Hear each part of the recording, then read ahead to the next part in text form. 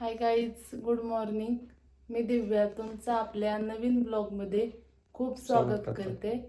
तर आता पहाटेचे वाजलेले आहेत, 4:45 वाजलेले आहेत आणि आता आम्ही निघालोय मांढर देवीला म्हणजेच काळूबाईला. आता 4:45 वाजलेत म्हटल्यावर निघायलाच 5 वाजलेत, मग पोहोचायला आम्हाला 8 साडेआठ तरी आता वाजतीलच.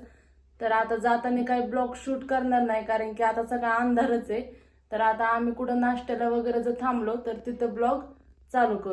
नाश्ता करायला इथं एक हॉटेल उघडं दिसलं, म्हणलं चहा वगैरे प्यावा कारण की आता पाऊस वगैरे पडलाय त्यामुळं गार पण खूप लागते. म्हणलं चहा पिऊन पुढं निघावा.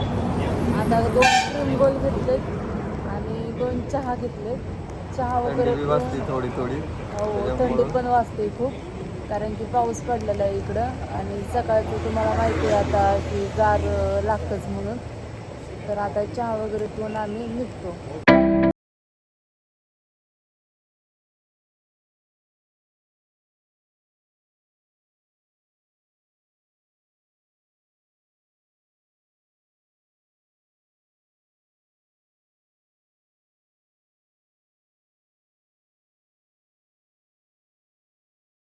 मागं तुम्हाला मंदिर दिसणारच नाही आता कारण की धुकं आहे सगळं. आणि इथं ओटीचं सामान वगैरे घ्यायचंय. मागं बॅग वगैरे ठेवणार आहे, चप्पल वगैरे, ओटीचं सामान वगैरे घेतो. आणि आता मंदिरात तर काय मोबाईल अलाउड नाहीये त्यामुळं बाहेरचाच नजारा तुम्ही बघून घ्या. आता पूर्ण असं सगळं धुकं पडलेलं आहे, सगळं मंदिर सुद्धा दिसत नाहीये. आता ओटीचं सामान घेतलंय आणि मंदिराकडे निघाले आता दर्शनासाठी. तुम्हाला तर मंदिर तर काय दिसतंय का नाही काय माहित नाही कारण की सगळं धुकं पडलेलं आहे. दुकान दिसाना, मंदिर दिसाना, माणूस सुद्धा समोर तर दिसाना, एवढं धुकं पडलेलं आहे. तर आता मंदिरात तर काय मोबाईल घेऊन एंट्री नाही आतमध्ये, तर बाहेरूनच आता तुम्ही दर्शन घ्या. मंदिर तर काही दिसत नाही आणि आता आम्ही आतमध्ये दर्शनाला जातो. चला, दर्शन झालंय आता आमचं आणि आता आम्ही निघतोय घरी. घरी म्हणजे आता थांबणारच आहे. तिथे गेल्यावर तुम्हाला दाखवूच कुठं थांबणार आहे कुठं नाही कारण की माझ्या आवडीचं ठिकाण आहे, तिथे थांबणार आहे मी आता गेल्यावर. तर चला, आता खूप म्हणजे धुकं वगैरे आता वाढतंय, म्हणजे जास्तच वाढतंय आणि वरती आल्यावर तुम्हाला माहिती आहे थंडी वगैरे किती वाजती. तर असंच दर्शन वगैरे केलंय.